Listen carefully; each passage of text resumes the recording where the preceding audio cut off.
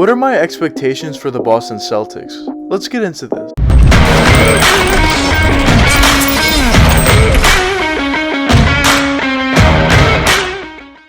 Quickly before we get the video started, if you guys enjoy this video and want to see more NBA content just like this one, hit that subscribe button and that post notification bell. Anyways, back to the video. Over the past few seasons, the Boston Celtics have done a great job at putting themselves in a great position to win. Over the years, they were able to bring in guys like Jason Tatum, Jaylen Brown, Marcus Smart, and a ton of other really good players as well to their organization. They perfectly moved on from both Paul Pierce and Kevin Garnett by trading them away at the time where their trade value was the highest it was ever going to be at that point in their careers, and they got in all these players and draft picks, and that turned into a lot of the players that I just mentioned before. And basically the only thing that you can truly say about the Boston Celtics over the past few seasons is they've been a very winning organization. Now, although the Celtics have been winning and have been a winning organization over the past few seasons in terms of actually making it to the playoffs and doing some damage once they get to the playoffs, the real issue and the real stalemate that the Celtics have found themselves in is they're able and they're good enough to make it to the playoffs, but they're not good enough to actually get far within the playoffs and eventually get all the way to the NBA Finals, and eventually after that win an NBA championship. That's the issue that the Celtics have been running into recently. Now, looking at the Celtics roster, I don't necessarily think there's a huge fundamental issue with the roster and the team that they have built can't win an NBA championship. I think there's a few subtle things that they do need to change, but when you look at the team, you look at a guy like Jason Tatum, in my opinion, I definitely think he is good enough to be the best player on a championship team, and I think when you look at a guy like Jaylen Brown, he could be maybe the second, maybe the third best player on a championship team. I think the guys they have going for them are extremely talented. But with that being said, I still think that this Celtics roster definitely has some issues with it that they should look to improve going forward, just like any other NBA team does. But just to mention a few different things that I think the Celtics need to fix going forward, the first main issue and the first glaring point that really points out to you when you look at the Celtics team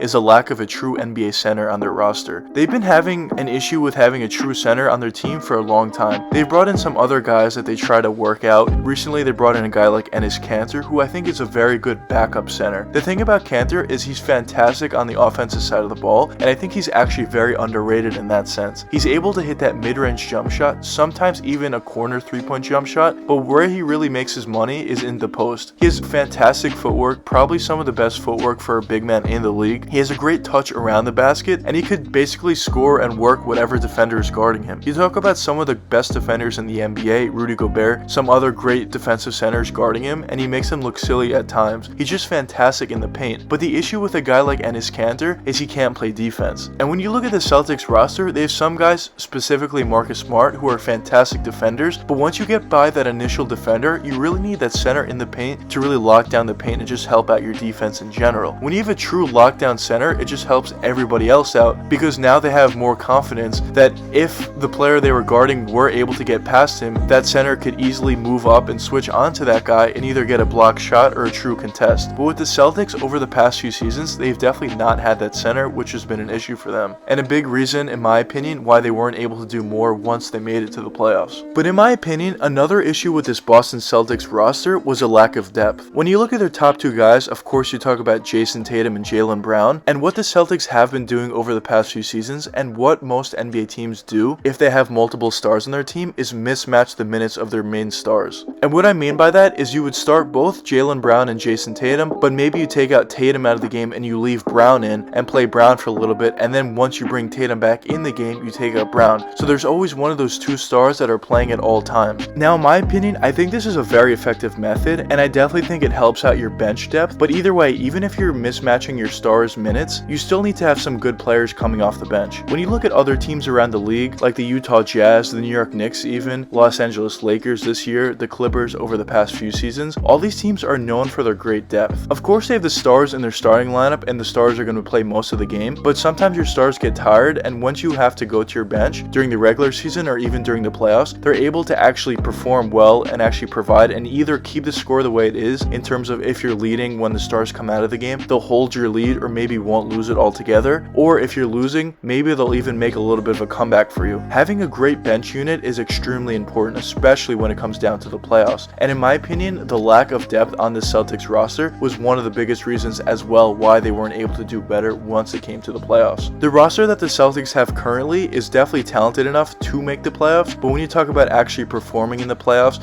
and getting deep in the playoffs, some of these issues that I mentioned, like not having a true dominant center in the league and also not having as much bench depth as you would like, definitely hurts them. But now let's get into the question of the video, which is what are my personal expectations for the Celtics team this season? Now last season the Celtics definitely struggled a ton during the regular season, and when it came down to the playoffs they also struggled pretty significantly. The Celtics only made it to the 7th seed in the Eastern Conference, and in the playoffs they ended up losing in the first round. Now of course this last year was definitely a big disappointment for the Celtics team when you talk about all the talented players they have on the roster, but there's also a bunch of different issues with the Celtics team specifically. But now looking ahead to this season and looking at the key additions and key subtractions, you look at a guy like Kemba Walker who's no longer on the Celtics team, and although I think Kemba is a very good player, I think specifically for the Celtics team, the Celtics are going to be better for him not being on the roster rather than him being on the team. Now the reason that I say that is because Kemba Walker wasn't playing that much, especially last season for the Celtics. He was certainly pretty injury prone, and also there was a big issue with his contract.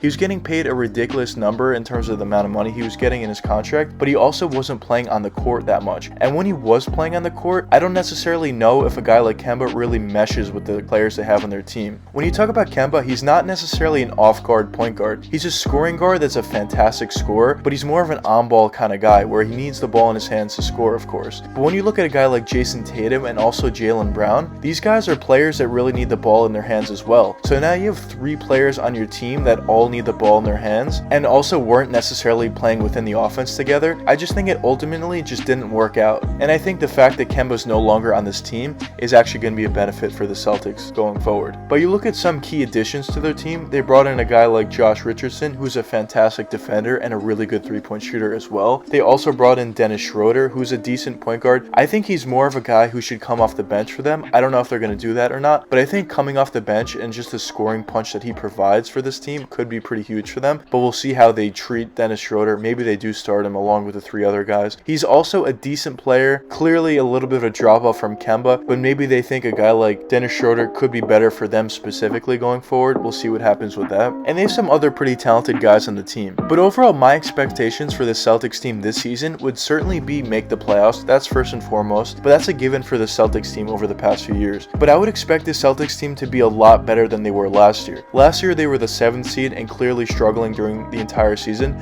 This year I would expect them to at the very least be a top 5 team in the Eastern Conference, although basically everybody else in the Eastern Conference has gotten better and it's not an easy thing to do. But I think the Celtics team is certainly talented enough to do so. So my expectations would be for them to make it to the 5th seed at the very least, probably a top 3 seed honestly in my opinion. But besides that, I would expect them once they make the playoffs to actually win a first round playoff series and maybe do some more after that. Now when you look at the Celtics team and what they've been doing over the past few seasons, you would say they better make it to the playoffs and they better do a very good job to at the very least make it to the Eastern Conference Finals or make it somewhat deep within the playoffs. But the reason why I'm not expecting that is based on how they played last year. And that's basically my expectations for the Celtics team going into this season. But anyways, let me know what you guys think in the comments. What do you guys think the expectations should be for the Celtics team this year? Do you agree with my expectations that they should be at the very least a 5th seed? Or do you think it should be more? Or do you think it should be less than that? But anyways, I hope you guys enjoyed the video, and if you did enjoy, please leave a like and subscribe and hit that post notification bell. It really helps me out a lot. Until the next time, peace out guys.